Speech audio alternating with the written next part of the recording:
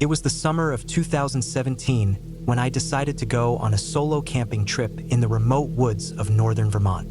I had spent years camping with friends and family, but this time I wanted something different. A quiet escape where I could clear my head and just be alone with nature. I was 28 then, tired of the constant noise of the city and the endless demands of work. I picked a small patch of forest about 20 miles from the nearest town, a place called Maple Ridge, known for thick trees, moss-covered rocks, and winding creeks. I planned everything carefully. I packed my backpack with all the essentials: a lightweight tent, sleeping bag rated for the cool nights, a small stove, food for 3 days, a first aid kit, a flashlight, and a reliable compass. I told no one exactly where I was going except my sister, just so someone would know roughly where to look if I didn't check back in time. The drive up the narrow roads was peaceful, the summer air thick with the scent of pine and wet earth after a morning rain. The trailhead was quiet when I arrived mid-afternoon. I hoisted my pack and started hiking up a gentle incline through thick forest. The trees towered above me, their leaves filtering sunlight in mottled patterns on the soft ground covered with fallen needles and decaying leaves. Birdsong filled the air, and every now and then, a squirrel would scamper away, startled by my presence. The smell of damp moss and wood smoke from some distant campsite lingered faintly. After about 3 hours of steady hiking, I reached a small clearing near a narrow creek.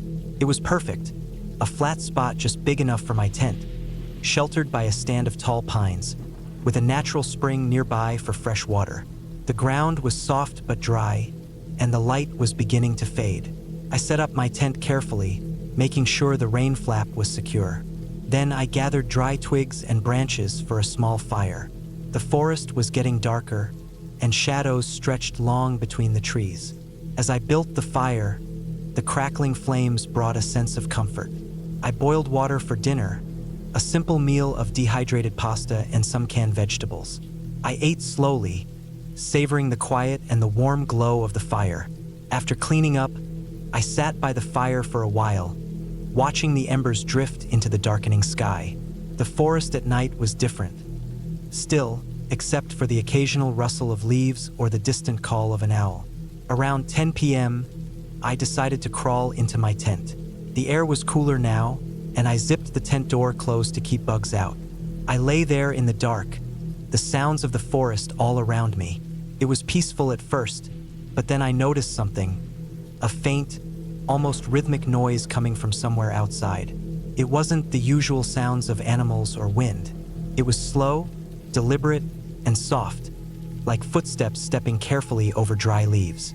My heart picked up, but I told myself it was probably a deer or a raccoon.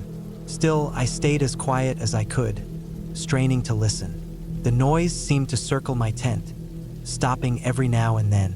I could hear twigs snapping very softly, but no heavy footsteps or loud movements. My mind raced with possibilities, none of them comforting. I didn't bring a gun or any weapon, just a small pocket knife. I debated getting out of the tent to look, but the thought of stepping into the dark forest alone was worse. Eventually, the sounds faded, and I managed to drift off to sleep, though my rest was fitful. The next morning, sunlight filtered through the tent fabric, and I felt better in the light. I unzipped the tent and stepped outside. My fire pit was cold, and there were faint footprints in the soft earth around the clearing, small, human-like, but oddly spaced, like someone had been moving carefully to avoid making noise. I looked closer and noticed something else. Scattered pieces of bark and twigs arranged in a rough circle around my camp, almost like a marker or a boundary. I packed up quickly and decided to hike back down the trail to the main road. The forest felt different now, heavier somehow. The rustling leaves and bird calls felt less welcoming. On my way down, I passed a narrow footpath that branched off the main trail, partially hidden by bushes and ferns. It looked fresh, like someone had walked it recently. For a moment, I considered following it, but I shook my head and kept moving. Back at the parking lot, I found my car just as I had left it. The relief was immediate. I started the engine and drove slowly down the winding roads toward town. As I reached the outskirts of Maple Ridge, I stopped at a small gas station to grab some water and check my phone. It had a weak signal, but enough to see some local news alerts. One headline caught my eye: hiker found dead near Maple Ridge, cause under investigation. My heart stopped. I read further.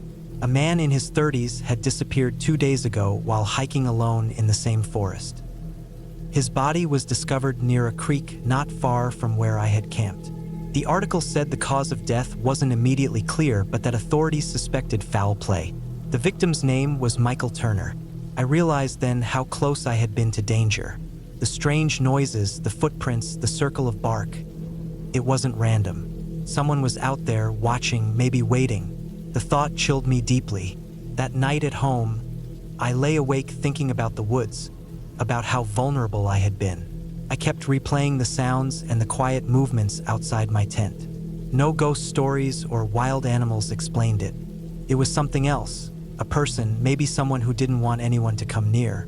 Days later, police released a statement saying they believed the man had been attacked by someone living off the grid, a recluse who had been hiding in those woods for years. They said the area was dangerous, and that hikers should stay on marked trails and never camp alone.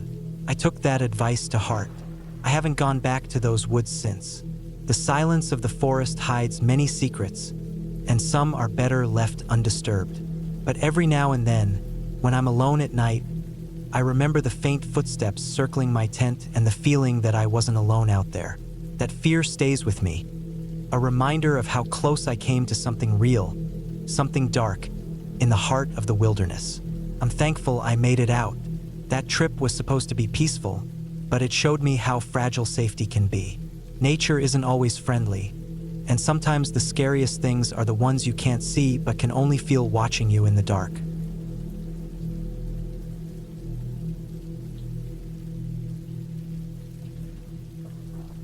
I still remember that trip clearly, even though it's been almost 10 years since it happened. It was the summer of 2015, and I was 23 years old. I had been wanting to get away from the city for a while, just to clear my head. Work had been stressing me out, and the constant noise of urban life felt suffocating. I decided to go camping alone in a national forest about 3 hours north of my hometown in Wisconsin, near a place called Devil's Run. I chose it because it was supposed to be quiet, with not many visitors. The forest was big and dense, and the few trails it had were rarely used. I thought I could get some real peace out there. I packed my gear carefully the day before I left: tent, sleeping bag, food, water, some extra clothes, a small first aid kit, a flashlight, matches, a knife, and a map.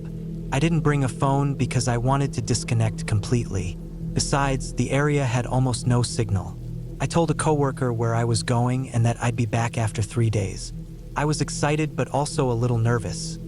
It was my first time camping completely alone for that long. I got to the trailhead around 9 a.m. on a Friday. The weather was perfect, clear skies, warm but not hot, with a slight breeze. The parking lot was empty except for one old pickup truck. I started walking down the trail carrying my backpack, the soft crunch of pine needles and dry leaves under my boots the only sound. The trees were tall and thick, mostly pine and oak, with some birch here and there. The air smelled fresh and earthy, a mix of damp soil and pine sap. After about 2 hours of hiking, I found a small clearing near a slow-moving creek.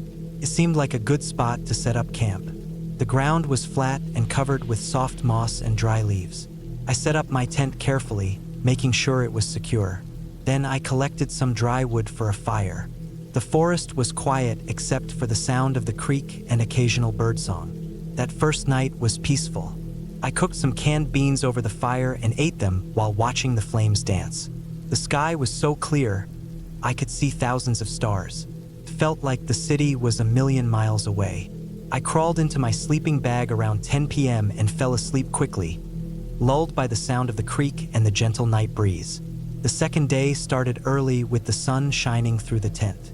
I packed a small breakfast, granola bars, and some fruit, and spent the morning exploring nearby. The forest was dense, and the trail markers were faint, but I liked the solitude. I found a few interesting rocks and watched some squirrels dart around. By midday, I returned to camp to rest and cook some lunch. I was careful with my fire and made sure to keep it small. Later in the afternoon, I decided to hike a little further up the creek. I wanted to see if there were any good fishing spots. I had brought a simple fishing pole, but no bait except some basic lures. The forest grew thicker the farther I went, and the creek narrowed to a trickle. The sun was getting lower, casting long shadows through the trees. I realized I had lost track of time and decided to head back before it got dark. That's when things started to feel off. On my way back, I noticed something strange. Broken branches and flattened grass near the path, like someone or something had been moving through recently. I stopped and looked around carefully. The forest was too quiet now. No birds, no squirrels. Even the creek seemed quieter. My heart started to beat faster. I checked my watch. It was 6:30 p.m., and I still had at least a mile to go to reach the clearing. I quickened my pace, but then I heard it. A faint rustling in the underbrush to my left. I froze, listening. The sound stopped. I looked around, but I couldn't see anything. The trees cast long shadows in the dimming light. I thought maybe it was just a deer or a raccoon, but something felt wrong. I kept moving but tried to stay alert. Then, about 10 minutes later, I heard footsteps behind me on the trail. Slow, deliberate steps. Not fast like an animal running, but steady and quiet. I stopped and waited, trying to hear more. The footsteps stopped too, but they didn't sound like they turned away. They just stopped. My breathing got heavy. I debated whether to call out, but my voice wouldn't come out. I decided to keep walking, but faster this time. My mind started running through every possible explanation. Maybe another camper, but no one had said they were coming. Maybe a hunter, but I wasn't in a hunting zone, and the season was closed. By the time I reached my clearing, it was almost dark. I hurried to my tent and quickly got inside. I zipped it up and pulled out my flashlight. I sat there, heart pounding, ears straining for any sound outside. The firewood I had collected was damp, so I couldn't light a fire easily. The cold night air settled around the tent, making the thin fabric shiver. Suddenly, I heard a soft scrape right outside, like something scraping a branch or a stick. I switched on my flashlight and shined it through the tent's mesh window. At first, I didn't see anything, just trees and shadows. Then a shadow moved just beyond the tree line. I held my breath. I stayed awake all night, flashlight in hand, listening for every noise. Occasionally, I thought I saw shadows moving just outside the firelight's reach. The footsteps returned several times, always slow and careful, circling the camp. I didn't dare leave the tent. Morning couldn't come fast enough. When the first week sunlight appeared, I packed my things quickly, eating nothing but some water and a granola bar. I avoided looking outside too much, scared I might see someone there. I started walking back down the trail, keeping my eyes open and my pace steady. It was only when I reached the parking lot that I finally relaxed a little. The pickup truck was gone, and I was alone again. I told myself it was probably just a hunter or someone else camping nearby who had been curious or lost. But the thought of someone watching me all night sent chills down my spine. On the drive home, I kept glancing at the forest, now peaceful in the bright morning sun. I promised myself I wouldn't camp alone again in a place so remote. The feeling of being watched, the footsteps, and those silent shadows stayed with me for weeks afterward.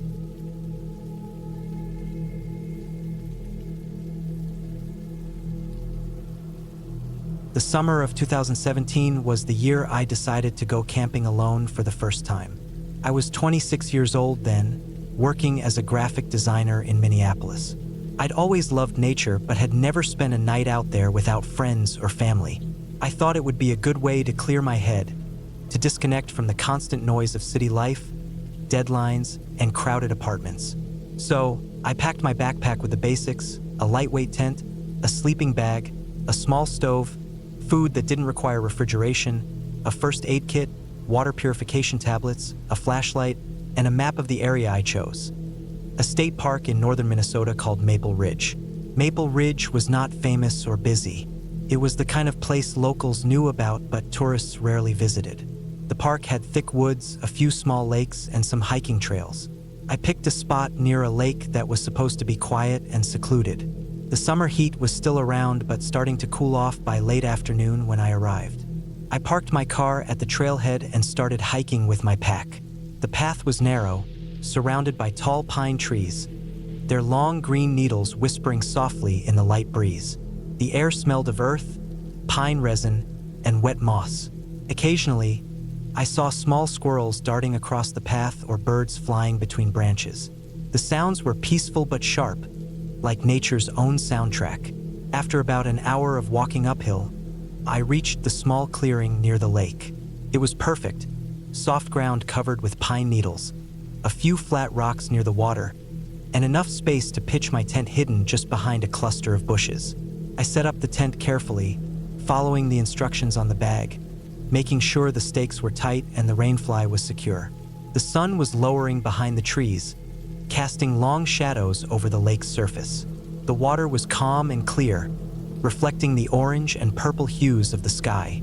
I took a deep breath, feeling a rare calmness. I gathered some dry wood for a campfire and built a small ring of stones around it to prevent the fire from spreading. I was cautious, wanting to avoid any accidents. I used my lighter and some paper to get the fire going, and soon warm flames crackled gently, sending tiny sparks into the air. I cooked some dehydrated meals on the stove and ate slowly, savoring the simplicity and quiet. The sky darkened as stars appeared one by one. No city lights, no cars, just the vast expanse of the night above me. I laid back on my sleeping pad and watched the stars, feeling a strange mix of awe and smallness. The forest noises shifted, too. Crickets chirped steadily, an owl hooted far away, and the occasional rustle of leaves sounded like the footsteps of animals. I climbed into my tent after a while, zipped it up tight, and tried to fall asleep. The night was cooler than I expected. I wrapped myself tightly in my sleeping bag. Outside, the fire had mostly died down, leaving behind glowing embers. I could still hear faint noises, twigs snapping, the wind brushing through the trees, but nothing alarming, or so I thought. Around midnight, I woke up suddenly. At first, I thought it was just a dream, but then I heard it again, a soft rustling near my tent. Not the usual wind. It sounded deliberate, like someone or something was moving carefully through the bushes nearby. My heart jumped. I kept still, listening closely. The sound stopped. I waited for several minutes, my breath shallow, my body tense. Then I heard another noise. This time it was a low, muffled sound, almost like a grunt. My mind raced. There was no one else at this campsite, right? I remembered I had read that some parks allow hunting in the off-season, but summer was not hunting season. Still, the thought made me uneasy. I unzipped the tent flap just a little and peered outside. The fire had gone out completely. The moonlight was dim through the clouds, barely lighting the dark shapes of trees and bushes. I saw nothing but shadows and movement of leaves in the breeze. I closed the flap quickly. I told myself it was probably a deer or a raccoon scavenging around the fire pit, attracted by food scraps. I was trying hard to calm down. I checked my flashlight and my pocket knife just in case. I stayed awake the rest of the night, listening, waiting. The noises faded, except for the usual forest sounds, but I didn't get any real sleep. When the first pale light of dawn came through the tent, I felt drained but relieved. I packed up quickly and decided to hike back early. On the way, I noticed some fresh footprints near the path that I hadn't seen the day before. They looked like boot prints, too big to be an animal. They led off the path into the dense woods. A knot formed in my stomach. Why would someone be walking there in the middle of the night? I hadn't met anyone on the trail. The park rules said no camping outside designated sites, and I was well within the allowed area. Could someone have been watching me? Following me? I walked faster, heart pounding, scanning the trees and bushes for any sign of people. I kept my phone out, ready to call for help if needed, though I had weak signal in the forest. After what felt like an eternity, I reached the parking lot and the safety of my car. I locked the doors, took a deep breath, and sat there for a moment, feeling shaken but grateful. Weeks later, I learned from the park ranger that there had been reports of trespassers and illegal hunters in the area. They often came at night and sometimes tried to scare campers away. The ranger advised me to report any strange activity immediately next time. I never went back to Maple Ridge after that trip, but the experience changed how I looked at the wilderness. It's not always peaceful and safe. Sometimes the scariest things are not ghosts or monsters, but the real people who don't respect the rules or other lives. I still love camping, but now I take extra precautions. I check local news, park alerts, and always camp with a buddy or in a busy spot. The woods can be beautiful, but they can also be unpredictable. And sometimes, the silence hides things you'd rather not find.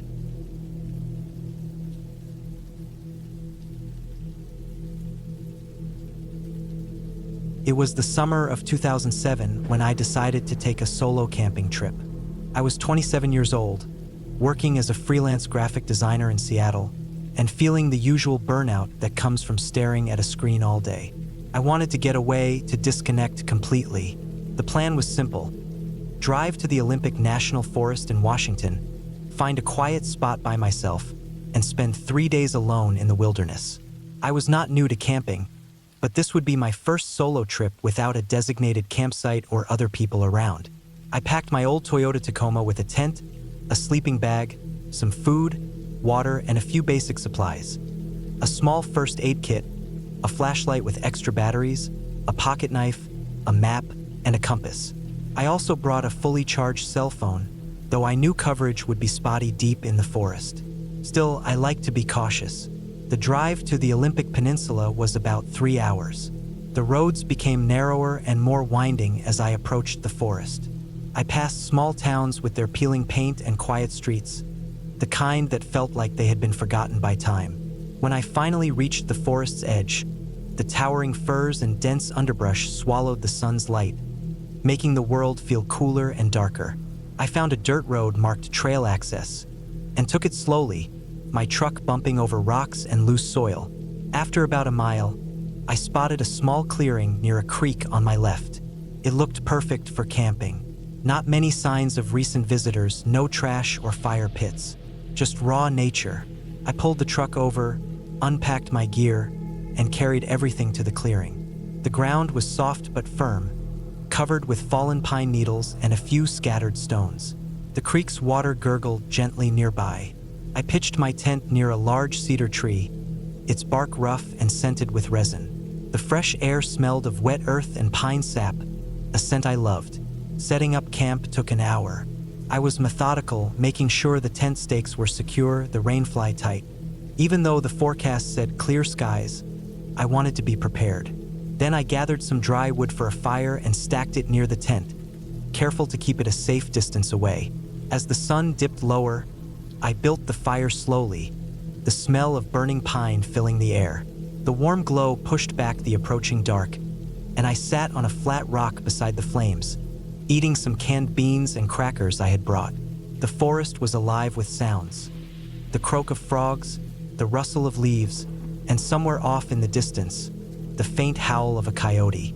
That first night I felt peaceful. The quiet was different from the noise of the city. It was natural and full of life.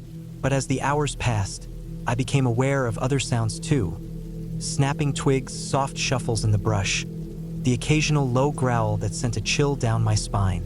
I reminded myself that the forest was home to many animals: deer, raccoons, maybe a bear far off. I made sure to keep all food sealed tightly, hanging leftovers in a tree away from the campsite. Still, sleep was uneasy. Every shadow seemed to shift. Every rustle made me tense. The next morning, I woke with the sun and the smell of wet moss. I brewed coffee on my small stove, savoring the warmth. I took my time packing up camp. Before leaving, I wanted to hike a bit to clear my head. I followed the creek upstream, stepping carefully over rocks slick with algae and wet leaves. The forest here grew denser, the trees towering and thick with branches that blocked most of the sky. I walked for about an hour, enjoying the quiet, until I reached a small waterfall where the creek dropped over some rocks into a clear pool. I knelt by the water and splashed my face, feeling refreshed. While standing up, I noticed something strange: a set of footprints in the mud by the edge of the water. They were large, maybe a foot long, and looked fresh. At first, I thought they might be from a bear. I'd heard that bears sometimes come down to the creek early in the morning to drink. But these prints had an odd shape. The toes were long and thin, almost human-like, but the heel was wider. I took a photo with my phone and marked the spot in my mind. Uneasy, I decided not to go further. I retraced my steps back to camp, keeping alert for any signs of other animals or people. Back at the clearing, I packed up and loaded the truck. My plan was to move to a different spot deeper in the forest, closer to a lake I had read about on the map. It was only about 10 miles from where I was, but completely off the beaten path. The drive was slow and bumpy, the dirt road narrowing even more. I stopped twice to check the map and compass, making sure I didn't get lost. After about 2 hours, I reached a small gravel clearing next to a narrow trail marked Lake Access. I unloaded my gear again, this time packing lighter, just the essentials, since I planned to hike the rest of the way. The trail was steep but clear, twisting through thick stands of hemlock and cedar. The air smelled damp and fresh. Birds called softly overhead. After about 45 minutes of hiking, I came out at the edge of a small mountain lake. The water was dark and still, reflecting the dense trees around it. There was a small beach made of smooth stones and sand, perfect for camping. I set up my tent near the shore, close enough to hear the gentle lapping of the water. I made a fire pit from rocks and gathered wood, careful to only take dead branches from the ground. As night fell, the forest grew colder. The lake's surface shimmered under the stars. I ate a simple dinner and sat by the fire, watching the shadows dance among the trees. Then, I heard it, faint footsteps on the trail behind me. At first, I thought it was an animal, maybe a deer or raccoon, but the sound was too deliberate, slow, and heavy. I stopped and listened. The steps paused, then continued closer now. My heart rate quickened. I grabbed my flashlight and shone it toward the tree line.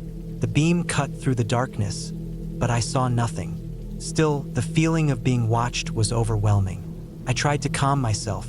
Maybe it was just a hiker or a hunter passing through. The forest was popular with outdoors people, after all. But then, the footsteps stopped completely, as if whoever it was had vanished. I sat frozen, fire crackling beside me. I tried to listen to the night sounds again. Insects chirping, the wind rustling leaves, but nothing else moved. The rest of the night was tense. I kept my knife close and stayed awake, eyes darting between the fire and the black woods beyond. The next morning, I decided to pack up and leave. I didn't want to be alone there anymore. Something about the way the footsteps had stopped unnerved me deeply. I broke camp quickly and started the hike back to my truck, following the same trail. As I neared the gravel clearing where I parked, I spotted something new. A roughly built lean-to made of branches and tarps, hidden just off the trail. It looked recent. Curious, I moved closer to inspect it. Inside, there were scraps of food wrappers, an old sleeping bag, and a small camp stove. Signs someone had been living there. I felt a sudden chill. I hadn't heard any other hikers or seen any signs of people on my trip until now. Then I noticed footprints around the lean-to. Large, irregular prints, the same odd shape I had seen by the creek days before. My stomach twisted. Whoever had been living here was close, watching, maybe even following the trail. I hurried to my truck, jumped in, locked the doors, and started the engine. Driving out was slow and tense. The narrow dirt roads felt claustrophobic. Every shadow on the roadside seemed like a figure watching me. When I finally reached a paved highway, I felt a wave of relief wash over me. I called my sister as soon as I had signal and told her where I was, asking her to meet me at a nearby town. By the time she arrived, I was exhausted and shaken. The police accompanied us back to the forest the next day to investigate the lean-to and the footprints. They found no evidence of crimes or any people currently living there. But the footprints were confirmed to be unusual. No known animal matched the shape, and they had no explanation. I never went back to that forest. The feeling of being watched, of not being alone in the woods when I should have been, stayed with me long after. Yet I was glad I had left when I did. The forest is beautiful, but some parts are wild in ways we don't fully understand. I learned that being prepared means more than just packing gear. It means trusting your instincts and knowing when to walk away.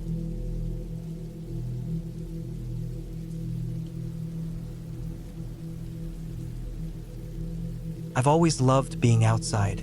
The quiet, the air that smells like pine and earth, the feeling of being so far away from the rush of everyday life. I'm not someone who's afraid of the woods or the dark. I grew up hiking and camping with my family.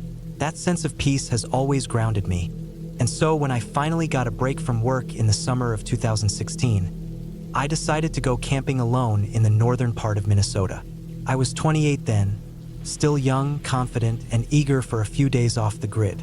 I packed my old backpack with all the basics: tent, sleeping bag, food, water filter, a map, compass, a headlamp, and my trusted pocket knife.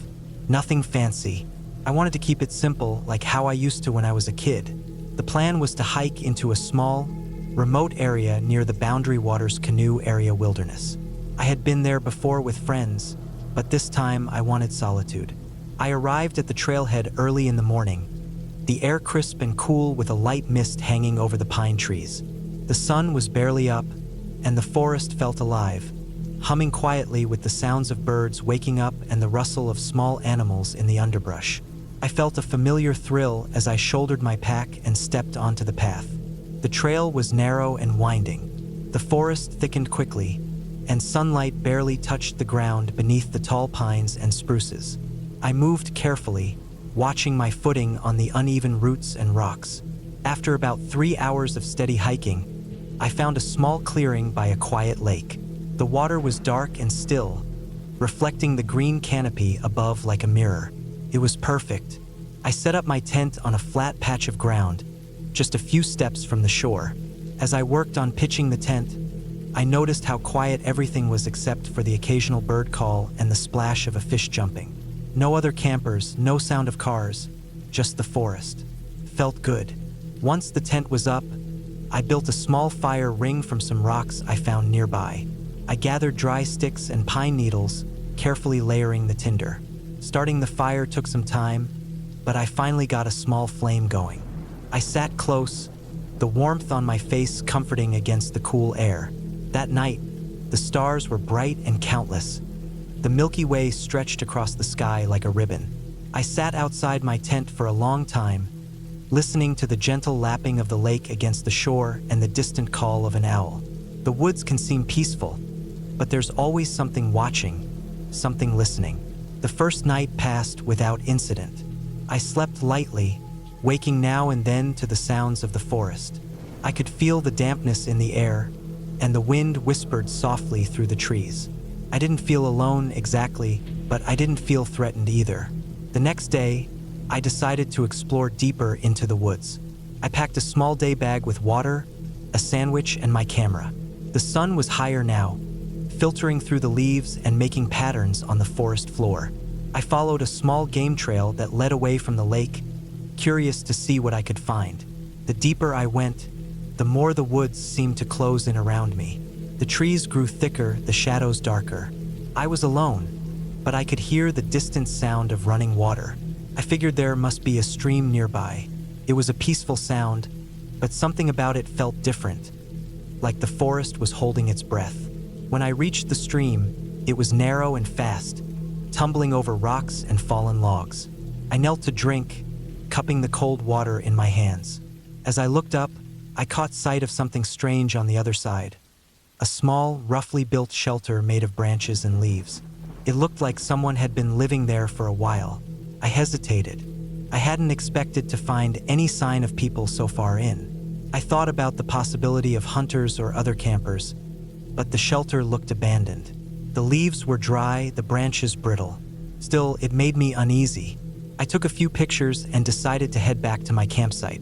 The sun was starting to dip lower, and I didn't want to be out too late.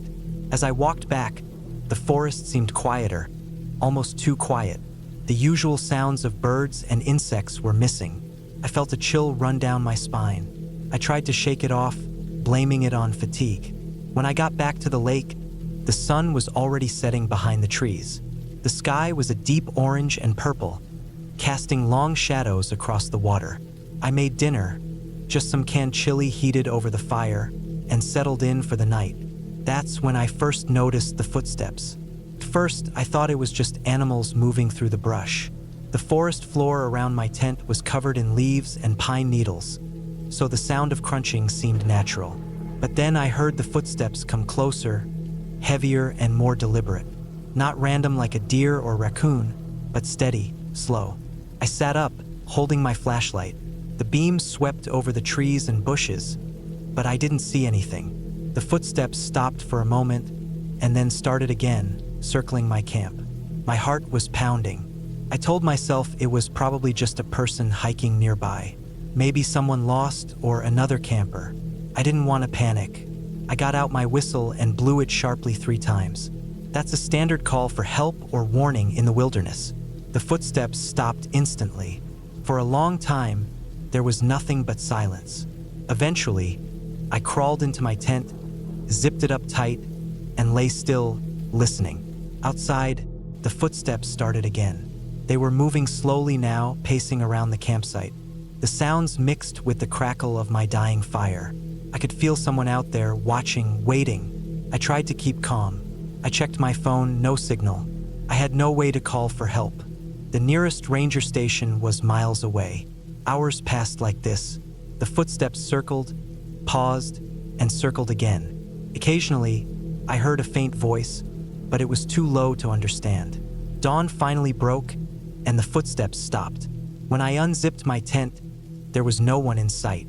But the signs were clear. Around my campsite were footprints in the soft soil, large boots with deep treads. Someone had been here all night, hiding just out of sight. I packed up as fast as I could, glancing nervously into the woods. I decided not to explore further. I followed the trail back to the trailhead, keeping my eyes open. On the way, I found more signs: broken branches, an abandoned campfire, and scraps of cloth caught on a bush. It felt like someone was living off the grid nearby, someone who didn't want to be found. I reached my car by late morning, exhausted but relieved. I drove away from the forest as fast as I could. Later, I reported the strange signs to the local ranger station. They said there had been reports of illegal hunters and squatters in the area, some dangerous. They warned me to be careful if I ever camped alone again. It was scary, sure, but it also reminded me that the wilderness isn't just peaceful nature. It's wild, unpredictable, and sometimes people there aren't who you expect. I learned to respect that in a new way. I still go camping, but now I make sure I'm never completely alone, and I always let someone know where I'm going. The woods can be beautiful, but they can also be dangerous. That summer taught me to be ready for both.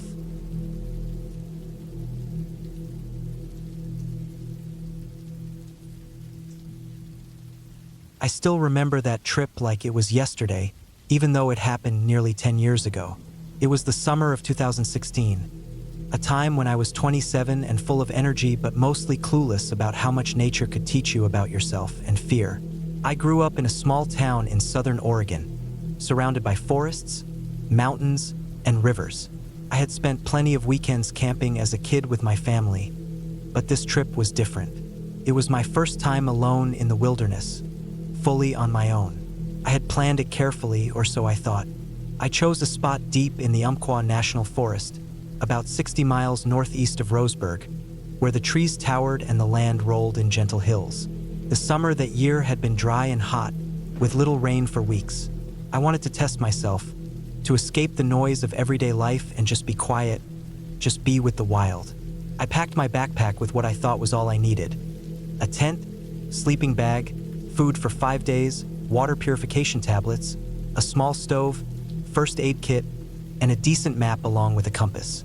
I didn't have a GPS device, trusting my sense of direction and the old-fashioned tools instead. I had read up on the area, knew the trails, and felt confident enough.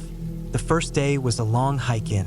The trail was narrow, sometimes rocky, twisting through thick pine and fir trees, their needles crunching underfoot.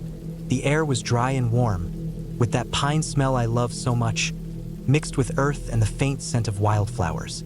I passed small streams and patches of wild berries that looked ripe, but I didn't dare eat them, sticking strictly to my food. By late afternoon, I found a small clearing near a creek, with a flat spot perfect for pitching my tent. The ground was soft with moss, and the sun filtered through the branches in long golden shafts. Setting up camp was smooth. I laid out my sleeping bag inside the tent, arranged my cooking gear, and gathered some dry wood to start a fire later. After eating a simple meal of canned beans and rice, I sat by the fire, listening to the creek babble and watching the shadows grow longer.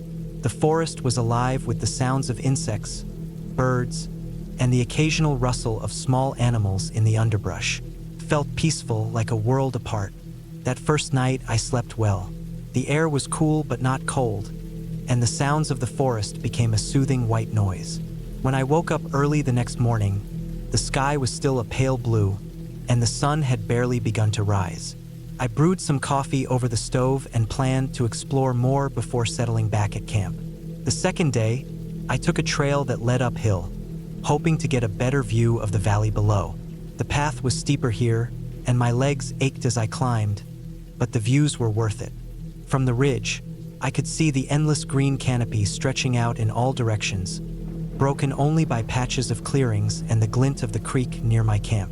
I took a few photos, feeling a thrill at being so alone in such a vast place.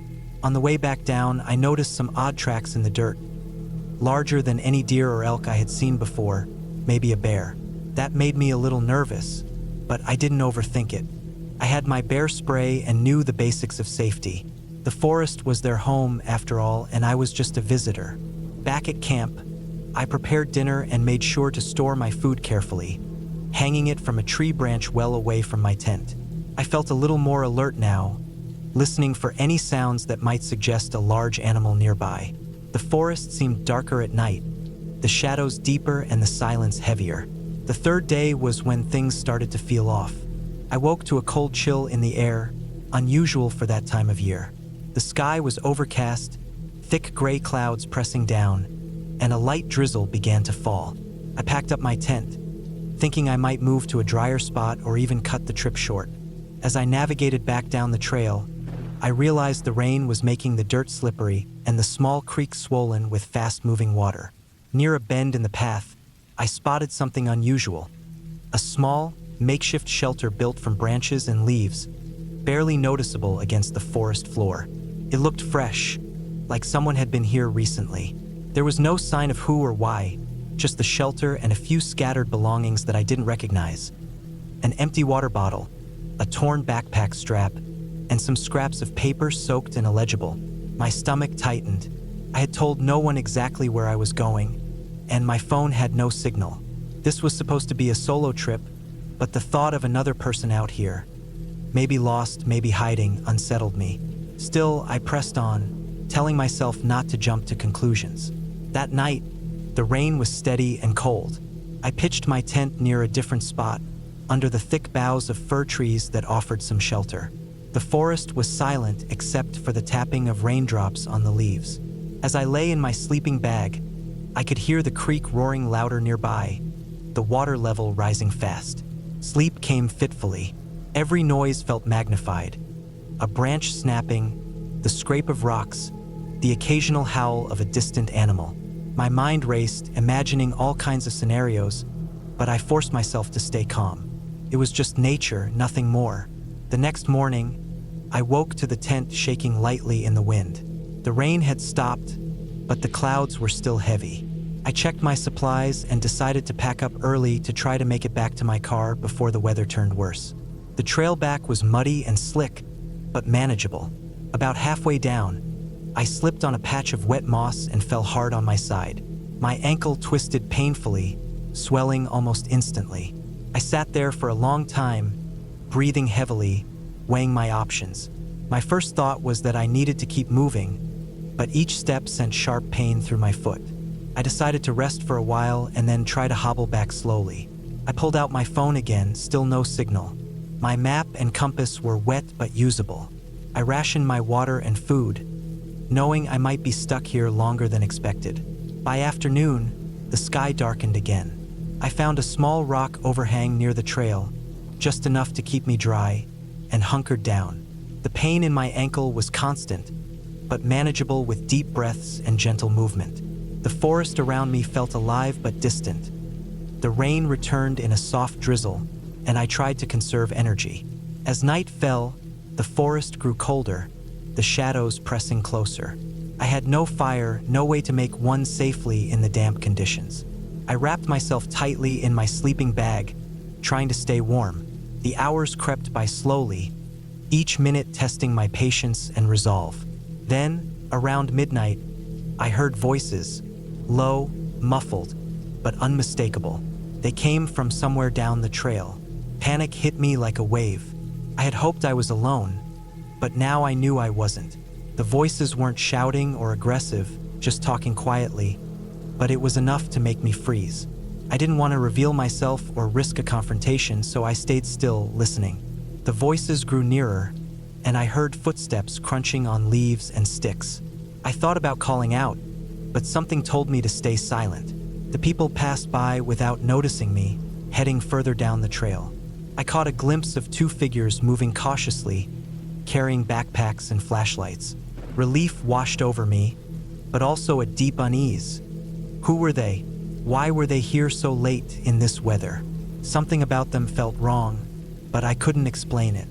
The rain stopped again, and dawn came slowly. My ankle was stiffer and more painful, but I forced myself to move. I knew I had to get back before it got worse. The walk down was agonizing, but I made it to my car by mid-morning, just as the sun peeked through the clouds. I sat inside, heart pounding, and called for help. The rescue team arrived a few hours later, and I told them everything about the shelter, the voices, the fall. They searched the area for days, but found no trace of anyone else. No footprints beyond mine, no signs of a campsite, nothing. I never learned who those people were or what they were doing out there that night, but the experience left me changed. I realized how fragile and alone you really are in the wilderness, how quickly comfort turns to fear when things don't go as planned, how important it is to respect nature's power and be prepared, but also how unpredictable it is. That trip taught me more than any book or story ever could. It taught me to listen to my instincts, to be patient, and to appreciate the quiet moments, even when fear creeps in. And in the end, when I finally drove away from that forest, I felt a strange mix of relief and gratitude. I had survived something hard, something that tested me physically and mentally. I promised myself then, and I still believe it today, that camping is not just about adventure. It's about humility, about understanding that no matter how much you plan, nature will always have the final word.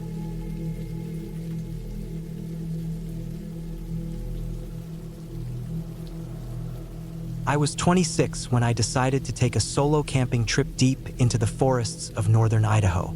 I'd been living in Seattle for a few years, stuck in a routine of office work and city life that left me drained by the end of every week. I needed to escape, to disconnect from the endless buzz of notifications and crowded streets. I'd done some camping before, but always with friends, always somewhere close and popular enough to have cell service if things went wrong. This time, I wanted to be truly alone. I planned for months, reading maps, checking weather patterns, and studying the area where I wanted to camp, a remote patch of wilderness near the Selkirk Mountains. I arrived late afternoon in late August, just as the summer was beginning to fold into fall. The air was crisp but still held warmth from the day's sun. I parked my old Jeep at the trailhead, double-checked my backpack, tent, sleeping bag, food, water filtration system, a first aid kit, a sturdy knife, a flashlight with extra batteries, and a couple of books. I locked the Jeep, leaving a note on the dash with my expected return date, then set off down the trail. The forest swallowed me quickly. Towering pines and firs stood like silent sentinels, their needles whispering in the gentle breeze. The trail was narrow and rocky, winding between moss-covered boulders and fallen logs. I felt the tension of city life start to slip away with every step, replaced by the steady rhythm of my breathing and the crunch of pine needles under my boots. About 2 hours in, I found a small clearing near a creek, perfect for setting up camp. The creek babbled softly, clear and cold, running over smooth stones worn by time. The sun was dipping behind the peaks, casting long shadows that stretched like fingers through the trees. I pitched my tent carefully, hammering stakes into the soft earth, then gathered some dry wood for a fire. The smell of damp earth and pine filled the air. As night fell, The fire crackled and threw dancing light onto the trees. I sat close to it, cooking some dehydrated meals and sipping water from my bottle. The sky above was a perfect canvas of stars, unpolluted by city lights. The silence was complete, save for the creek and the occasional hoot of an owl. I didn't feel lonely. There was a peace in being alone with nature, a feeling of smallness and awe. But as the fire died down and I crawled into my sleeping bag, the forest seemed to shift. The darkness felt heavier, the silence thicker. Around midnight, I woke to a strange sound. At first, I thought it was an animal, maybe a deer moving through the brush, but it wasn't right. The noise was too rhythmic, like something scraping or dragging across rocks. I stayed perfectly still, straining my ears. The creek was steady and soft, the wind absent, but the scraping noise continued, slow and steady, coming from deeper in the forest on the other side of the creek. I didn't have a gun, just my knife and flashlight. The sensible part of me told me to stay put. I remembered the safety tips I'd read. Don't wander alone in the dark. Keep the fire going if possible. But the fire was nearly out. I fumbled with matches, trying to get a spark before the cold started seeping into my bones. Once the flames were up, the scraping stopped. I told myself it was probably a bear or some animal foraging. But something in me didn't believe that. Bears don't make scraping noises like that. They break branches, rustle leaves, but that slow, steady dragging sound was deliberate. I didn't sleep the rest of the night. The next morning, I woke early, my muscles stiff and my mind still unsettled. I packed up my camp quickly, the adrenaline from the previous night keeping me sharp. As I crossed the creek, I noticed something strange. A long, thin strip of bark had been peeled from a nearby tree. The edges were jagged, as if something sharp had sliced it off carefully. I walked the area around the clearing. More trees showed similar marks. Strips of bark missing, scratches in the dirt, broken twigs arranged in odd patterns. It looked like someone or something had been here recently, and not just passing through. This was deliberate, methodical. My heart sped up. I considered turning back, but I was still over 10 miles from the trailhead, and the path ahead was difficult terrain. I decided to keep going, moving with more caution. I kept my flashlight ready, even though it was bright daylight. As the day went on, the forest grew denser, the trail less defined. I had to navigate by map and compass more than by footpath. My water was running low, so I stopped by another stream to filter fresh water. That's when I noticed footprints. Big, heavy prints, larger than any deer or elk I'd seen before. The prints weren't animal tracks. They looked like human boots, but older, worn down, and oddly spaced. There was no one else out here that I knew of. I hadn't met another person all day. The nearest ranger station was miles away. A creeping feeling settled in my stomach. I wasn't sure what to think, but I didn't like it. I quickened my pace, eager to get to a known campsite marked on my map where I could rest and decide my next move. Late afternoon, I finally reached the campsite, a flat clearing surrounded by thick trees. It looked abandoned, an old fire pit, a few rusted metal signs, and a weathered picnic table.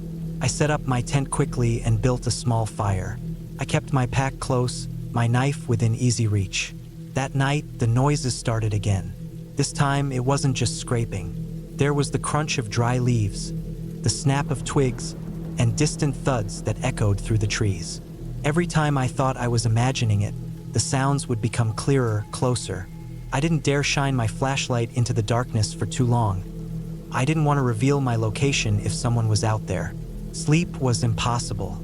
Every rustle made my heart jump. I thought about leaving, but it was dark and the trail was confusing. I couldn't risk getting lost. Around 3 a.m., I heard footsteps near my tent.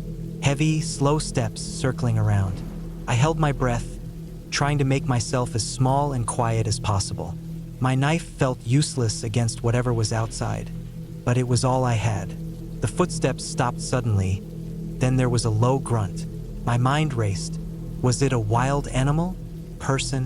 Why would someone be out here so far from any road or town? Suddenly, I noticed my water bottle was missing. Someone had taken it. Panic surged through me. I had less than half my water left. The night was hot and dry, and I was already thirsty. I waited until the footsteps faded, then grabbed my flashlight and carefully unzipped my tent. The forest was silent again. I scanned around, looking for signs of whoever had been here. That's when I saw it. A small pile of my gear, including my water bottle, neatly stacked behind a tree about 30 feet away. Next to it was a crude carving on a rock, 3 vertical lines crossed by 2 horizontal ones, like some kind of tally or code. I didn't understand what it meant, but the message was clear. Someone was watching me, maybe even following me. I didn't sleep after that. I spent the rest of the night sitting by the fire, knife in hand, eyes wide open. When dawn finally came, I packed everything up faster than ever and started hiking back. The trail back was harder than I remembered. Every sound made me flinch. I kept glancing behind me, sure I'd see someone or something trailing me, but I didn't. Around noon, I reached the Jeep. Relief hit me like a wave. I locked the doors, started the engine, and sped down the dirt road, not stopping until I hit the main highway. On the drive home, I called the ranger station and reported what I'd seen. The tree markings, the strange footprints, the way my gear had been moved. The ranger was quiet, telling me those forests were known for being used by illegal hunters and trespassers, some of whom weren't friendly or safe. They advised me to stick to well-known trails and campgrounds and to always have a communication device. They also said they'd send patrols to check the area. I never went back to that part of the forest. The experience stayed with me for months. The fear, the isolation, the feeling of being watched. But it also taught me something important. Nature can be beautiful and peaceful, but it can also be unpredictable and dangerous. Not because of ghosts or monsters, but because of other humans. I learned to respect the wilderness in a new way. I learned to prepare better, to be aware, and to trust my instincts. And most of all, I learned that sometimes the scariest thing out there isn't what you imagine in your head. It's what's real and what you don't see coming.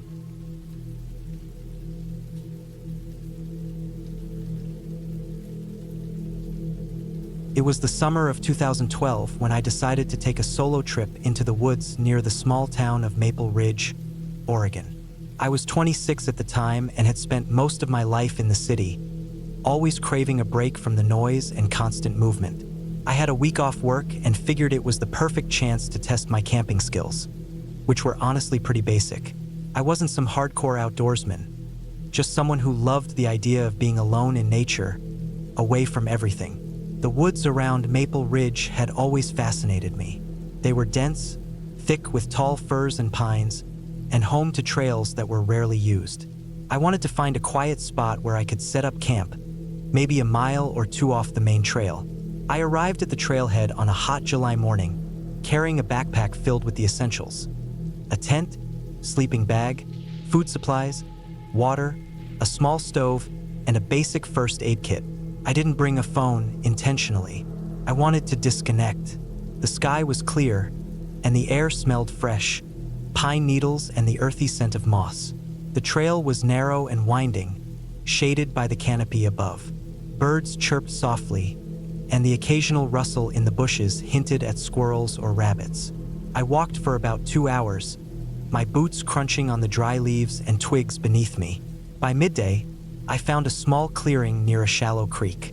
It was perfect, a flat spot surrounded by trees, with the sound of running water close by.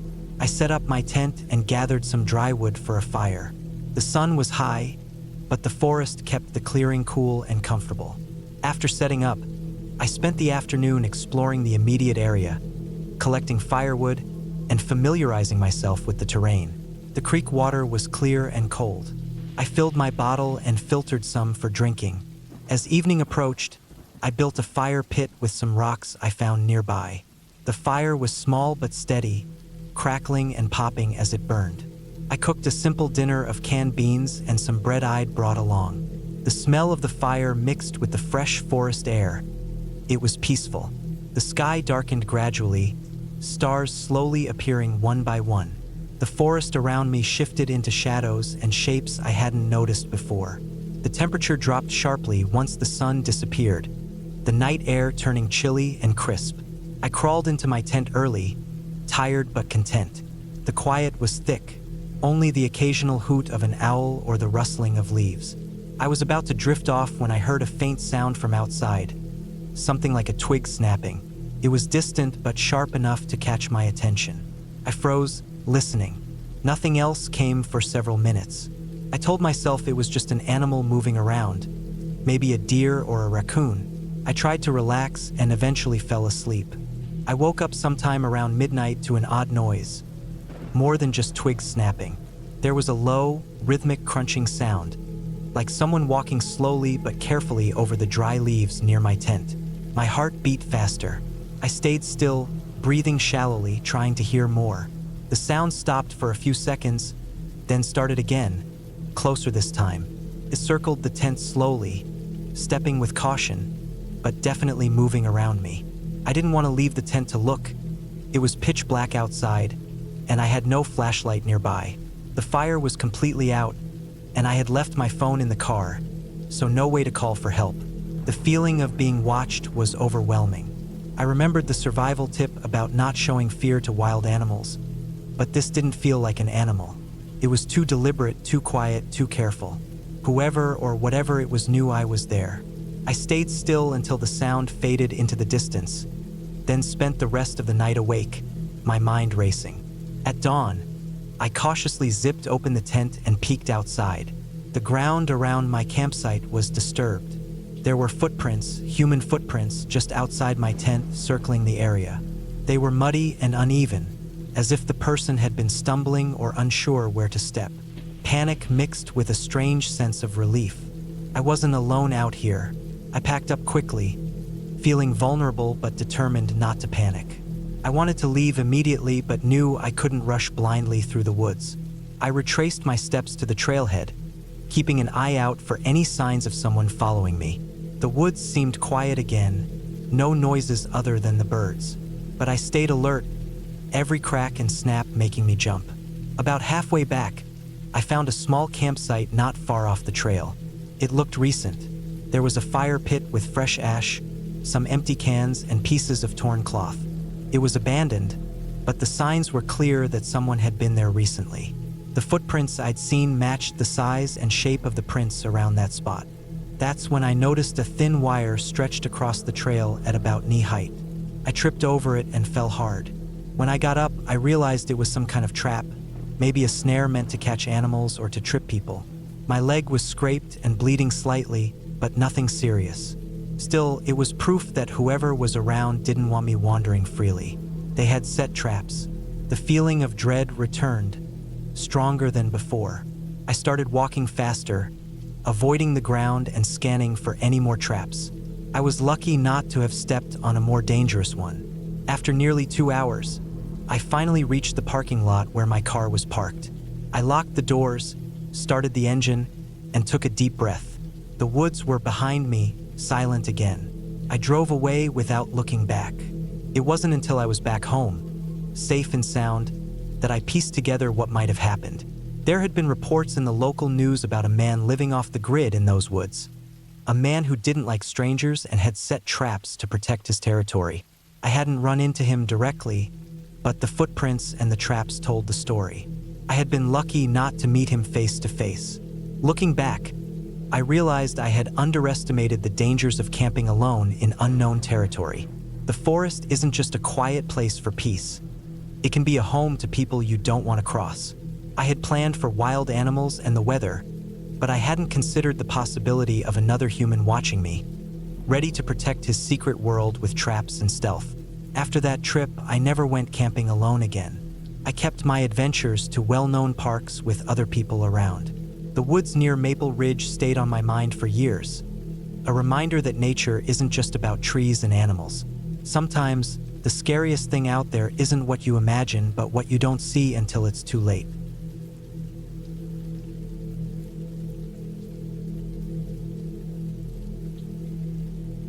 It was the summer of 2011 when I decided to take a solo camping trip deep into the wilderness of northern Idaho. I was 28 years old, craving some time away from the constant noise of the city and the never-ending buzz of emails and phone calls. My job as a graphic designer paid the bills, but the hours were long, and the walls of my small apartment felt like they were closing in. So I packed my gear, loaded my old Subaru with supplies, and headed out with nothing but my backpack, a tent, and a rifle for protection. I had picked a spot I found on a topographic map, a small clearing near a remote lake called Clearview. It wasn't a popular camping site, which was part of the appeal. I liked the idea of being alone in the forest, with nothing but the trees and sky around me. My plan was to spend a week there, living off the land and catching fish from the lake. The drive was long and winding, with dusty gravel roads that gradually became rougher the deeper I went. By mid-afternoon, I reached the last parking spot where vehicles were allowed, and from there I had to hike about 3 miles with my pack to get to the lake. The trail was faint but visible, lined with towering pine and fir trees, and the air smelled crisp and fresh. I was alone, and for the first time in a long while, the weight of the world seemed to lift off my shoulders. Setting up camp took the better part of an hour. I found a flat spot surrounded by thick bushes, close enough to hear the gentle lapping of the lake's water, but far enough to stay dry and safe. I pitched my small green tent, laid out my sleeping bag, and arranged my gear carefully. The rifle stayed close, not because I expected any trouble, but because the forest was home to bears and mountain lions, and it felt right to be prepared. As the sun lowered, the sky turning shades of pink and orange, I started a small campfire, careful not to let the flames spread. I cooked some canned beans and rice, washing it down with water I'd filtered from the lake. The night was cool but pleasant, and the sounds of the forest surrounded me. Distant bird calls, the rustle of leaves, and the soft splash of fish jumping. That first night was peaceful. I lay in my sleeping bag, staring at the tiny hole in the tent's ceiling that let me glimpse stars through the treetops. It felt like the whole world had slowed down, and I was a part of it in a way I hadn't been before. The second day, I woke early and made breakfast on the fire, oatmeal with dried fruit. I spent the morning exploring the area, following animal tracks and snapping photos of birds. I caught a couple of trout in the lake with a handmade fishing line, which I cleaned and cooked over the fire that evening. The days passed quietly, and I began to feel a comfortable rhythm in my routine. Waking with the sun, hiking, fishing, gathering firewood, reading a worn paperback book I brought along, and falling asleep to the sounds of the wild. On the third day, though, something changed. I woke to a strange noise, a low, dragging sound coming from the trees behind my camp. At first, I thought it might be an animal, maybe a deer or a moose moving through the brush. I stayed still inside my tent, trying to listen carefully. The sound was irregular, uneven, like something heavy being pulled or drug along the forest floor. It stopped after a few minutes, replaced by silence. I shrugged it off and went about my day. But that night, as I sat by the fire, I heard it again. The dragging noise, this time closer. My heart beat a little faster, but I told myself it was just a bear moving through the undergrowth. I checked my rifle and kept the fire burning bright. I tried not to let it bother me, but as the hours passed, the forest felt less friendly. The shadows around my camp seemed deeper, and the rustling noises from the trees more frequent. Every now and then, I caught glimpses of movement just beyond the firelight, but when I turned to look, nothing was there. The fourth day dawned foggy and cool. I decided to hike around the lake to the west side, hoping to find a better fishing spot. The trail was muddy from a recent rain, and the forest was thick with undergrowth. I was alone, miles from the nearest road, and for a moment, a pang of nervousness hit me. What if I got hurt or lost? But I pushed the thought away. I was careful, checking my map and compass, and stayed close to the lake's shore. By late afternoon, I found a small cove filled with fish darting just below the surface. I managed to catch a few more trout, my spirits lifting. But on the way back to camp, I noticed something odd. Footprints in the mud, large and heavy, definitely not from any animal I knew. They were spaced far apart, like whoever made them was walking quickly or dragging something. The prints led off the trail, heading into the forest away from the lake. I followed them cautiously for a few yards, but then stopped. The forest here was dense, dark, and silent. The footprints stopped abruptly near a fallen tree, as if the person had vanished into the woods. My stomach tightened. I had told no one exactly where I was camping, and my phone had no signal out here, so if something was wrong, help was a long way off. Back at camp, I double-checked my perimeter, made sure all my gear was secure, and set the rifle close to my sleeping area. That night, the dragging sound returned, louder and more persistent. It circled my camp several times before fading off into the distance. I lay awake for hours, listening, heart pounding. I imagined all kinds of worst-case scenarios. Someone lost, someone dangerous, maybe even a criminal using this remote place to hide out. The idea made me nervous, but I didn't want to panic. I told myself that if anyone was here, they would have made themselves known by now. On the 5th day, I decided to pack up and hike back to my car. I had caught enough fish and spent enough nights alone. The tension was growing, and the forest no longer felt like a refuge. Early in the morning, I broke down my camp, carefully stowing everything in my pack. As I turned to leave, I noticed something strange near the edge of the clearing. A rough campfire pit, newer than mine, with scattered cigarette butts and empty cans around it. I hadn't seen it before. Whoever had been here recently had left a messy trace. That unsettled me even more. I moved quickly down the trail, following the path back to the parking lot. About halfway through, I stopped to catch my breath and look around. The forest was silent, but I saw a figure standing motionless between the trees a few hundred yards ahead. I froze, heart hammering. The figure didn't move, didn't call out, just watched me. I gripped my rifle tightly and slowly backed away, keeping my eyes fixed on the figure. When I turned and ran the rest of the way, I didn't look back until I reached my car. The engine roared to life, and I sped away, leaving the forest behind. Later, I found out from local rangers that the area had recently been used by a group of illegal hunters and squatters.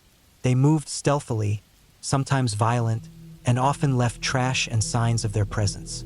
The dragging noises I heard were probably them moving heavy gear or game through the woods. Though I was terrified at times, I never came face to face with any of them. Still, that experience changed how I viewed wilderness camping. It wasn't just nature out there. It was unpredictable humans too. When I finally got back to my apartment, I felt a strange mix of relief and accomplishment. The forest was beautiful and peaceful most of the time, but beneath the surface, it held dangers I hadn't considered before. I knew I'd be more cautious next time and maybe take a friend along. I learned that the real fear wasn't from ghosts or monsters, but from real people, unknown, unseen, and sometimes dangerous. And that was enough to make me think twice about going back.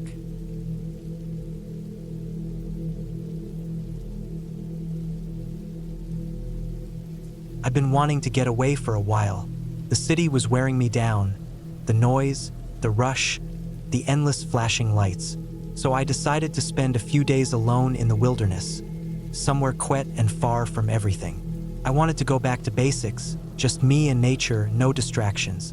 After some research, I settled on a small state park a few hours from home called Pine Ridge. It was tucked away in the mountains of northern Vermont, a place I hadn't been before. It was early autumn 2018, and the leaves were just starting to change. The air promised to be crisp and fresh. I was 28 at the time, with a decent job that I was ready to step away from for a few days. I packed my car the night before.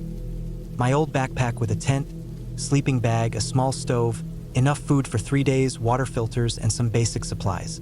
I like to keep things light but practical. I wasn't an expert camper, but I knew enough not to mess around with wilderness safety. The drive itself was relaxing. The closer I got to Pine Ridge, the more the roads narrowed, winding between towering trees with their leaves turning shades of gold and red. When I arrived, it was late afternoon. I parked at the small lot by the entrance and grabbed my pack. A few other cars were scattered around, but not many. The quiet was almost a shock after the highway's noise. The park had several trails, but I'd planned to camp at a spot about 4 miles from the main entrance. It was recommended for people who wanted solitude but still had access to a small lake nearby for fishing or swimming. Perfect. I started hiking down the main trail, the crunch of leaves under my boots and the occasional bird call the only sounds. The forest was thick, mostly pine and birch, with some maples sprinkled in. The sun was still high enough to shine through gaps in the canopy, casting dappled light on the path. After about 2 hours of walking steady but not rushed, I reached the fork where I had to take a smaller trail leading toward the lake. The trail narrowed further, and the trees seemed closer together. The air smelled fresher, damp with pine needles and earth. I noticed how the sound of birds lessened. It was peaceful but a little too quiet. I kept moving, scanning the ground for roots or rocks. Eventually, I saw the lake through a break in the trees. It was small but clear, reflecting the sky's blue and the colors of the trees. I followed the trail around the lake's edge until I reached the campsite. It was an open clearing with a fire ring made from stones and a few fallen logs to sit on. The ground was soft with pine needles, perfect for setting up my tent. I dropped my pack and set to work. Pitching the tent was easy enough. The poles slipped together, and the rainfly snapped into place. I laid out my sleeping bag inside and then collected some firewood. There were plenty of dry branches and small logs nearby, and I stacked a pile next to the fire ring. Once the tent and fire were ready, I filtered some water from the lake with my portable filter. The water was cold and clear, tasting faintly of the forest. I cooked a simple meal, some rice and canned beans heated over the small stove, and ate while sitting on one of the logs, watching the sun begin to dip behind the trees. The light faded fast, and soon the forest was painted with shadows. I lit the campfire, the dry wood crackling as it caught flame. The warmth was comforting, and I leaned back to watch sparks rise and drift into the darkening sky. I felt a sense of calm I hadn't experienced in months. Night came fully. The stars came out, bright and countless, shining through the spaces between the trees. The air grew colder, and I zipped my sleeping bag tight, feeling snug inside the tent. That first night, I slept deeply, though I woke a few times to the sounds of the forest. A rustle here, the call of an owl there, felt normal and safe. The next morning, I woke early. The sun was just creeping above the treetops, spilling soft light across the campsite. I stepped out of the tent, stretched, and took a slow walk along the lake's edge. The water was calm, a perfect mirror of the sky. I skipped some stones, enjoying the gentle plunk each made as it sank. I spent the day exploring nearby trails, finding a small stream that fed into the lake, and collecting some berries that looked edible. I was careful, sticking to what I knew or had researched before the trip. I kept my phone off most of the time, wanting to be fully present. That afternoon, I returned to camp and settled in for some reading and rest. The forest around me was still, with only the faintest breeze to stir the leaves. As evening approached, I prepared another meal, then built the fire again. I sat close to it, feeling the heat on my face. The firelight flickered, and I watched the shadows dance on the trees. But as the night deepened, I noticed something. The quiet had changed. It wasn't the peaceful quiet from before. It felt heavier, more intense. The usual night sounds, the chirping crickets, the distant hoot of an owl were missing. It was as if the forest had gone still, holding its breath. I didn't feel scared exactly, but I was alert. I scanned the tree line around the campsite with my flashlight. Nothing moved. Around midnight, I heard a low snapping sound coming from the trees behind the tent. It was faint but distinct, like a branch breaking under weight. I froze. My heart sped up, but I told myself it was probably an animal. Deer, maybe, or a raccoon. I grabbed my flashlight and shone it toward the noise. The beam cut through the dark, revealing nothing but trunks and shadows. Then I heard it again, this time closer, more deliberate, footsteps on dry leaves. I sat down slowly, trying to stay calm. I didn't have a weapon, only a small pocket knife in my bag, which wasn't much. My mind raced through what I should do. The footsteps stopped. Then I heard breathing, heavy and slow, coming from the edge of the clearing behind me. I kept still, clutching the flashlight like a lifeline. The sounds moved away, fading into the woods. I waited, heart pounding, eyes wide. After a long moment, all was silent again. Sleep was impossible after that. I sat by the dying fire, ears straining for any sound. By dawn, I was exhausted but relieved the night had passed. The next day, I tried to shake off what had happened. I packed up some things and decided to hike closer to the park's ranger station, about 2 miles down the trail. The walk was uneventful, but I kept looking over my shoulder. When I reached the ranger station, I told the ranger what I'd heard the night before. She nodded, not surprised. "We get reports sometimes," she said, "about people wandering too close to campsites or hunting illegally. The park isn't that big, and people don't always follow the rules." She told me to stay in more populated areas and to keep my phone on in case I needed help. I thanked her and headed back, feeling safer knowing others were nearby. For the rest of the trip, I stuck to busier trails and camped where other people were around. When I left Pine Ridge, I felt refreshed but also a little wary. The forest was beautiful but unpredictable. Back home, I thought often about that night. It wasn't supernatural, just the real world. People, animals, nature all doing their thing. The fear wasn't about ghosts, but about being alone and vulnerable somewhere wild. I learned to respect that kind of silence and stillness, to be cautious but not afraid. That trip changed how I saw camping. It wasn't just fun and escape. It was real, with risks and unknowns. Since then, I always make sure to tell someone where I'm going, carry a means to call for help, and stay alert. And though I go back to the woods sometimes, I never forget that feeling of being watched, of footsteps in the dark, reminding me that the wild doesn't forget you.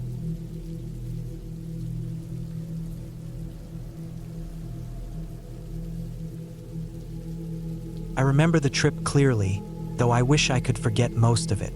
It was the summer of 2017, and I was 25 years old, itching to escape the city heat and noise. I planned a solo camping trip deep in the national forest near the small town of Alder Creek, Oregon.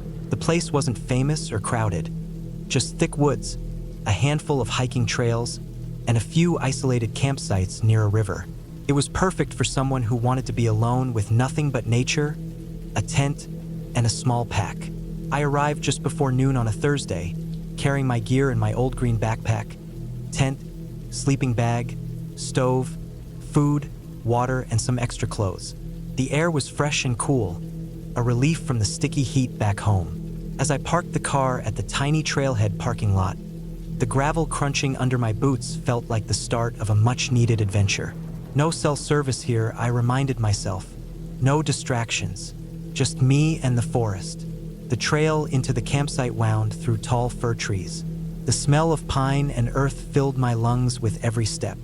Birdsong echoed above, though I couldn't see the birds. The forest floor was damp in places, soft with moss and fallen leaves. Occasionally, sunlight broke through the thick canopy, spotlighting patches of bright green ferns or small wildflowers. The path was narrow and a little uneven, and I was glad I had my sturdy hiking boots. It took about an hour of steady walking to reach the campsite, a small clearing beside a slow-moving river that glistened under the afternoon sun. The sound of water moving over smooth stones was peaceful, and I felt the tension in my shoulders begin to ease. I set up the tent near a group of tall pines a bit away from the water's edge, careful to find a flat spot free of rocks and roots. As I worked, I noticed the quiet. Not the kind of quiet where you still hear distant traffic or planes overhead, but a deep, natural silence. No human sounds, just the gentle rustling of leaves in the breeze and the occasional splash of fish in the river. I liked that silence. It made me feel small, but also part of something much bigger.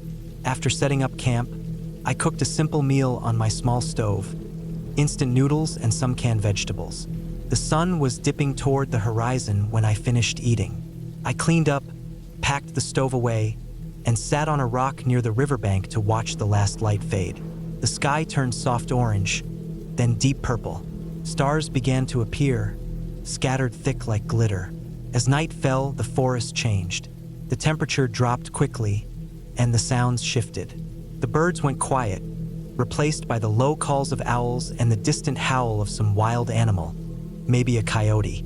I went back to my tent and zipped it up tight. The mesh screen let in cool air but kept the bugs out. I lay on my sleeping pad, listening. The forest was alive with sounds, branches creaking in the wind, leaves brushing against each other, small animals scurrying nearby. The river still murmured quietly close by.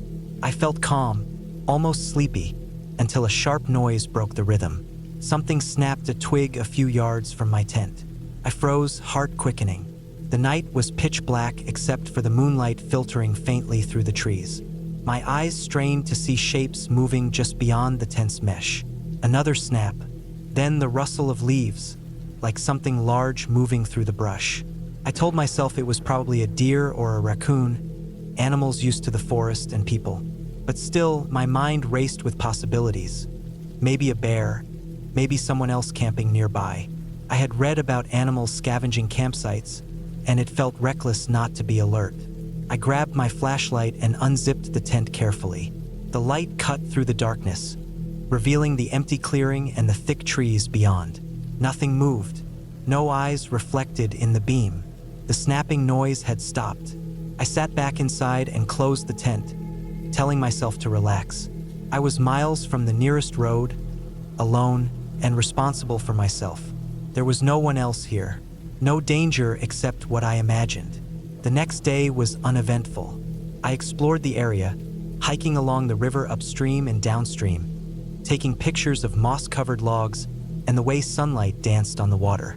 I found a small waterfall hidden behind a thick wall of bushes. The place was untouched, wild, and beautiful. That night, the sounds of the forest returned, and I felt more comfortable. The snapping twig incident hadn't repeated. I fell asleep under the stars again, calm and happy to be alone. But on the third day, everything changed. I woke early, just as the first light was filtering through the trees. I heard voices, low, muffled talking, coming from the direction of the river. I didn't bring a phone and had no way to call for help, so I stayed still and quiet, listening carefully. The voices grew louder. They weren't animal sounds. Human voices, male, gruff, angry maybe. I felt my stomach tighten. I had been alone in the woods, but now I knew someone else was nearby. I packed up my camp quickly, my hands shaking slightly. I didn't want trouble, but the idea of strangers in the forest unsettled me. I debated waiting until I saw them, but my gut told me to leave. I started hiking back toward the trailhead. The voices echoed behind me, louder now. I could hear footsteps on dry leaves, crunching closer. My pace quickened, heart pounding. The forest seemed to close in, shadows deepening even though the sun was high. Suddenly, a man stepped out onto the trail in front of me. He was tall, rugged, wearing dirty clothes and a baseball cap pulled low. His eyes were sharp and cold, scanning me with a hard look. Behind him, two other men appeared from the bushes. They looked like trouble. I forced myself to stay calm. I didn't want a fight or confrontation. I nodded and tried to step around them, but one blocked my path. Without warning, the man grabbed my pack strap, jerking me backward. His grip was hard, almost painful. I twisted, trying to break free, but the other two closed in. They demanded I hand over my belongings. I hesitated, fear rising. I knew I had no weapons, no phone, and no one would hear me here. I handed over my backpack, hoping it would be enough. They rummaged through my things, laughing low and cruel. One found my food and stove. Another pulled out my water bottle and crushed it underfoot. They mocked me, telling me I was stupid for coming alone. Their voices were harsh, and their eyes wild with desperation. I felt helpless, trapped in the forest with men I didn't know, men who seemed to be lost or on the edge. I wanted to run, but my legs trembled. Then one of them pulled a small knife from his belt and flicked it open. The blade gleamed in the sunlight. My heart froze. I knew I couldn't fight, but as they argued among themselves about what to do, I noticed a narrow path behind them, one that cut sharply into dense woods, away from the main trail. I waited for a moment, then suddenly bolted. I ran hard, branches slapping my face and arms as I pushed through the undergrowth. The men shouted behind me, but the forest swallowed their voices. I didn't stop until I reached the main trail and the safety of open ground. My lungs burned, my legs ached, but I kept moving, not looking back. After what felt like hours, I saw my car. Relief flooded me. I jumped in, locked the doors, and started the engine. I drove away as fast as I could, not caring about the dirt roads or speed limits. When I got back to town, I called the sheriff and reported what happened. They said they'd checked the area, but these kinds of things were hard to control in such wild places. In the days afterward, I replayed the moments in my head. The quiet beauty of the forest, the sharp fear of being caught, the relief of escape. I realized how vulnerable I had been, trusting too much in the safety of nature and ignoring the possibility of human danger. I never camped alone in the wilderness again. That trip taught me something important about fear and survival. Nature can be peaceful, even healing, but it's unpredictable.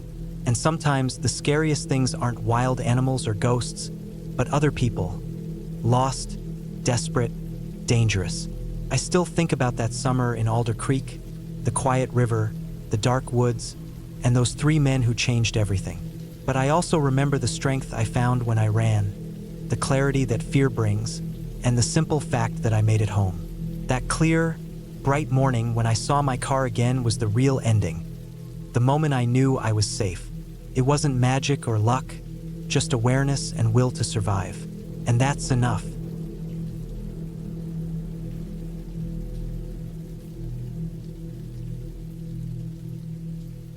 I never thought a simple camping trip would turn into something I'd still be thinking about years later. Back then, it was just me wanting to get away from everything. The constant buzz of the city, the deadlines at work, the endless noise in my head. So I decided to head out to the mountains alone for a weekend, thinking some fresh air and a little solitude would reset me. It was the summer of 2011. I was 28, working in graphic design in Seattle. I found a small campsite deep in the Cascade Range, something off the beaten path, about 2 hours from the nearest town. The place was known as Devil's Ridge, a popular name for many hiking spots, but this one was less crowded and not well marked on the maps. The idea was perfect for what I wanted: quiet, isolation, and a bit of a challenge to get there. I packed my old tent, a sleeping bag, a basic stove, canned food, water bottles, a map, a compass, and some essential gear. Nothing fancy, just the basics for a couple of nights. The drive itself was uneventful, the roads winding through thick forests, the trees closing in like a green tunnel. I passed a few other cars and trucks carrying weekend hikers, but the further I went, the emptier it became. Eventually, the asphalt turned to gravel, then dirt, and finally a narrow trail barely wide enough for my little car. I parked near a small clearing where a faint path disappeared into the trees. The sun was still high when I started walking. My backpack felt heavy but manageable. The air was cool, smelling of pine and earth. Birds called out, bugs buzzed near the bushes. I was happy to be away from the city noise. As I hiked deeper, the trail became less distinct. At times, it felt like I was walking through a wall of thick undergrowth, branches scraping my arms, leaves brushing my face. After about 2 hours, I reached the spot I had chosen to camp. A small clearing surrounded by towering fir trees, with a little stream running nearby. The ground was soft and covered in pine needles. I set up my tent carefully, hammering the stakes into the ground and securing the rain fly, even though the forecast predicted clear skies. I wanted to be ready for anything. The sun dipped low, casting long shadows through the trees. I boiled water on my stove and ate cold beans straight from the can. Nothing fancy, but it felt good to eat something warm. I watched the light fade and the stars start to peek through the branches above. There was a quietness in the forest that felt deep, almost sacred. Night came quickly. The woods were alive with strange sounds: the rustle of leaves, the snap of twigs, the distant call of an owl. I lay inside my tent, the thin nylon separating me from the dark. I thought about the work waiting for me back home, the emails piling up, but here, none of that mattered. I drifted off. Around midnight, I woke suddenly. There was a noise outside my tent, something soft but deliberate. At first, I thought it was an animal, maybe a raccoon or a deer. The sounds were light steps on the forest floor, slow and cautious. I stayed still, heart beating faster, trying to tell if it was moving toward or away from me. The noise came closer, then stopped, as if whoever or whatever was there was listening. I reached for my flashlight but hesitated. I didn't want to attract attention or startle a wild animal, but the quiet waiting made my skin crawl. Then I heard it, a faint scrape, like a branch being pushed aside, right outside my tent. I shivered. It wasn't an animal. Something about the movement was wrong. It was too careful, too quiet for a wild creature. My mind raced through possibilities. Another camper? But who would be wandering around at this hour without a flashlight or noise? The area was supposed to be empty except for me. I reminded myself to stay calm, to not jump to conclusions. Maybe I'd imagined it. I closed my eyes, telling myself to go back to sleep. But then I heard it again, closer this time. A scraping noise followed by the soft crunch of footsteps on pine needles. They stopped right outside the tent's edge. My breath caught. I clutched my small knife in my hand beneath the sleeping bag, feeling the cold metal against my palm. Minutes passed that felt like hours. The sounds eventually faded into the distance. I lay awake for the rest of the night, every little noise making me tense. The forest seemed less peaceful now, more like it was watching. Morning light was a relief. I unzipped the tent and scanned the clearing. Nothing looked out of place, but near the entrance to my camp, I noticed something strange. A small, sharp stick had been pushed into the ground, angled like a crude marker. I hadn't put it there. I didn't recognize it from the trail. I felt a knot in my stomach, but told myself it was just some leftover sign from a previous camper, maybe a hunting marker or something. Still, my nerves were on edge. I decided to pack up and head back a day early. The forest no longer felt like a refuge. As I folded my tent and gathered my gear, I kept glancing around. The forest seemed silent, almost holding its breath. I wanted to get back to my car and away from this place. On the way back, I tried to stay on the main trail, but I got turned around. The path wasn't clear anymore, and the map was difficult to read under the shifting sunlight through the canopy. I double-checked my compass and kept moving, but the trees all looked the same, thick trunks and dark shadows making it hard to find any landmark. Hours passed. I started feeling panic creeping in. My water supply was running low, and the sun was sinking behind the hills. I wasn't equipped for a night lost in the woods. Then I noticed fresh footprints in the dirt, partially obscured by leaves but unmistakable. They were human. They looked recent and led in the same direction I was heading. At first, I felt relief. Someone else was here. Maybe I could follow the trail out. But then I saw something else. Among the footprints were deep gouges in the earth, like something sharp had been dragged or stabbed into the ground repeatedly. I felt a cold wave of dread. These marks weren't natural or accidental. I pushed myself to keep moving, following the footprints carefully. I heard the occasional crack of a branch snapping underfoot, but no other noises. No voices, no animals. The woods felt dead. Suddenly, the trail opened up to a small clearing. I stopped, my heart pounding. Across the clearing, there was an old, rusted pickup truck, partially hidden by bushes. The license plate was missing, and the windows were cracked. It looked abandoned, but recent tire tracks in the mud showed it had been moved not long ago.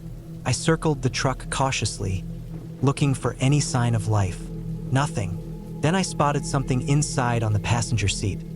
A crumpled, empty can of soda and a small flashlight with fresh batteries. Whoever had been here had left in a hurry. I took a deep breath and moved toward the truck to check for supplies or a phone. The cab was locked, so I tried the back where the bed was open. Nothing but old tools and rusted scraps. My thoughts raced. Who had been here? Why was the truck abandoned? Was someone out there watching me? The unease settled deeper.